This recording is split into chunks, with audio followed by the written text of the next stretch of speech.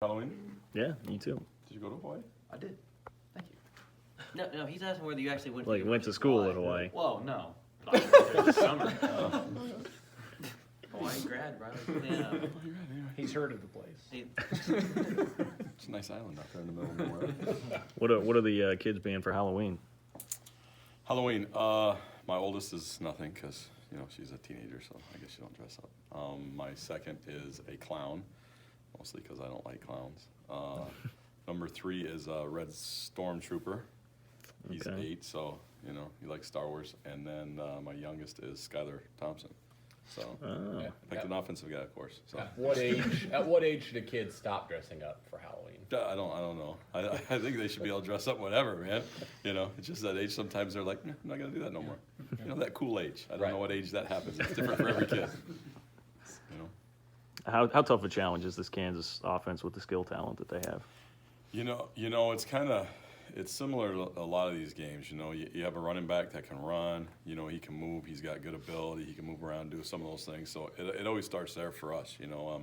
How good is the run game, and how many guys do we got to put in the box to stop it? And this one's a challenge. He's a guy that if you short it, he has the ability to hit a home run on you. So you got to pick and choose the times that you do short the run game, and you play some cover 2 stuff. But I think that they're good enough to hit home runs back there, and then they got a quarterback who can throw the ball and manage the game and do all those things, and they got enough speed on the outside to punish you if you consistently put too many guys in the box. So it's a balance, and you try to show them the same thing play after play and do different things at them, and hopefully they have to guess is what you're making them hoping, and then when they have to guess, hopefully they're guessing, at least they're guessing wrong half the time. How did you feel about how your defense played last week, particularly in the second and third quarter when you held them to 6 points for such a long stretch of time? We were excited about it. I think the guys were excited about that time. I think that just the fact of going in the game, we knew they were challenged. They're a great offense. They have some really good players, man.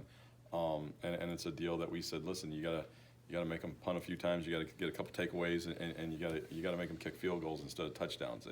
And during that stretch, I think we did a pretty good job with that. During the rest of the game, we didn't. We did a better job tackling them than a TCU, which was a good thing. But like you said, our guys believe, and they scrap around and they try hard no matter what the situation is. So hopefully we can keep getting that out of them. You're tied for number 1 in the FBS with Ohio State, Penn State, and Kentucky, and allowing the fewest passing touchdowns so far this season. Is that a mentality? No, I think we've just been worse against the run at this point. Would be my guess against that. I think that's cool, and I think that's something that the guys, and I think they are playing good pass defense. We had a chance to hit some guys last week and do all those things, but I think that we're giving up some yards against the run too. So I think people, when they come in, they look at it the other way. Hey, can we run the ball against these guys? We've been giving up some explosive plays there, especially with quarterbacks running around. So I think that, even if you look at what Oklahoma did, their running backs, after we started stopping them, because we did focus on them quite a bit, we didn't know that Hurts would carry the ball so many times. They just aborted the run game with running backs and started running him all the time. And I think that some people choose to go that way, and I think that it just so happens when they get down there in the red zone, you can find different ways to get in, and that's one of the ways. Hopefully we can keep them out of the end zone with passing. That's a great deal. More than midway through the season, how good has A.J. Parker been? He's been really good. He's been our best corner. We try to give him the best matchup. On most weeks. Sometimes we'll play him field and boundary. Sometimes we'll put him on a guy. Sometimes we'll put him. We generally give him the hardest job that we have on defense, and he's been holding up pretty good. I know that everybody's going to give up a play here and there, but he's got a great mentality that he's got a short memory, and when it does happen, he can go back in and play the next play, and he understands it's a 6-second life. It really doesn't matter if you gave up 1 or 2 already. You just got to go play, or if you made a great play or not, because they're still going to come after you. So it's kind of the position we put him in, and he's done a really good job with it. How much experience do you have coaching against teams that are so heavy RPO like KU is? I think it's been something that's been sliding in and out for a little bit here. They've tended to go at the last couple weeks more, with the transition that they've had. But we try to get in a we tweak our defense a little bit as best we can. There's some things that are good to it and other things that are that are less good to it. So we try to keep ourselves away from the ones that you'd say, okay, hey, what kind of RPO game are they? We've been seeing RPOs all year.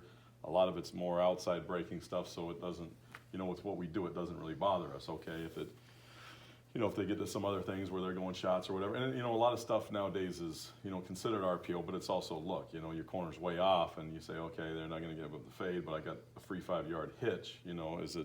Is it a true RPO where I'm reading a guy to throw or give, or is it a pre-snap thing? And I think that they kind of do multiple. If they got a pre-snap key, he's way back there, or he's up, let's throw him the fade. After the snap, okay, we're going to go bubble. So if you cheat this guy in too far, okay, we can throw it. So those things, you just gotta be able to tweak it, and that's the same thing that we started with. Just try to give them the look where they'd say, okay, we think we got it. One defense, we're going to take it away. The next defense, they're going to have it, and so they have to be right. At least pre-snap, we're going to try not to show them too much. How stressful was that fourth quarter trying to defend OU in full comeback mode? Oh man, those are like the things that you say. You try to talk situational football with the guys, and you say, hey, either get scored on slowly, get the ball back, or make them kick field goals. That's really the whole game plan the whole day. And then, the first time that we went out there after we talked about like 7 seconds, it was like, CeeDee Lamb's a pretty good player, man.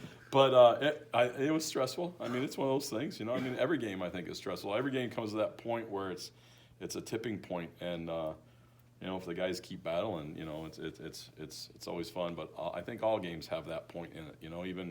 Even the games that you win by a lot, there's that tipping point where you can go one way or the other. You give up a big play, they're back in it, or not. So but that game was pretty good because you don't want to let the offense down. They played a super game. Special teams did a great job too. They were balling. From a defensive coordinator perspective, how hard would it have been, you think, to defend K-State's offense with the balance they had against Oklahoma and just as well as they played last week? I don't know. The hard part is I see nothing Sure. of that side of the ball. We're worried about we got a guy that's going for like 500 yards between his throwing and his Right. running. So I was like, I don't know. It sounded like Mess said something about the stats was pretty balanced. I think that's hard. I think that it's hard when you get a team that's doing both to you, and you really. It sounded like, and I don't know what it was, but when a team takes what you give them, that's the hard part. If you can, like we talked about, if the corner's way off and we had a fade or a hitch, and I can run the ball into a whole bunch of guys in the box or just throw the hitch, and you get 5 yards, it's still 5 yards.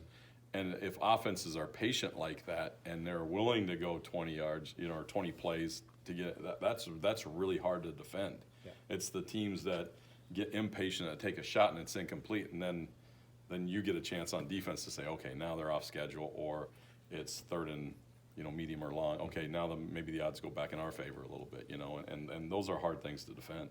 Time for a couple more. Multiple times, since it happened with the injury to Eric, Coach Kleiman has mentioned that one of the toughest parts that was the biggest part in the game plan that he'd had this season. So maybe who's the guy who steps in for him now and gets those snaps? Duke. We tried Duke out a little bit. The rush too. I think Boom's getting healthy.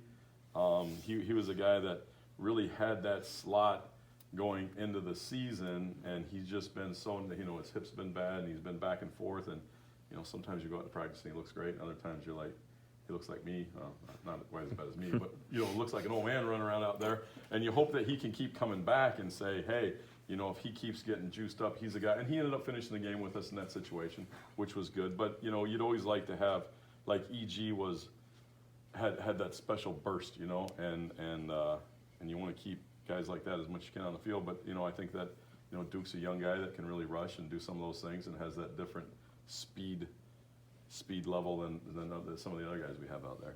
You faced some great offenses so far this season. All of a sudden, KU's third in the Big 12 and pass completions of 50-plus yards this season. What makes them so dynamic getting the ball down the field? I think they just do it. You look at some of their stuff and you look at it and say, man, that was a really good throw and catch. They have good chemistry between the outside, really all the receivers. Even their inside guys. Mm-hmm. He throws a nice outside deep ball that they can run underneath, and then, they also have enough athletes that it's a deal where you can say, okay, hey, I got an over out that kind of lean. If you jump it wrong or the safety misses it, a lot of times it's hitting at that level where it's behind the linebacker, so you have less ability to play it with your underneath guys. Mm-hmm. But if a deep guy misses it, now it's big, and I think that they do a good job with both those things. They can put touch on the ball. He does a good job putting it out there for the guys to run underneath, and it's a deal where they're catching that second level route. That's a deal where, hey, if we don't do a good sure job tackling in the back end, it could spit out on you, you know, and it could turn into one. You know, it goes from a 16-yard completion to a 31 because, you know, one guy missed, and it's just it's at that range. All right. Thanks.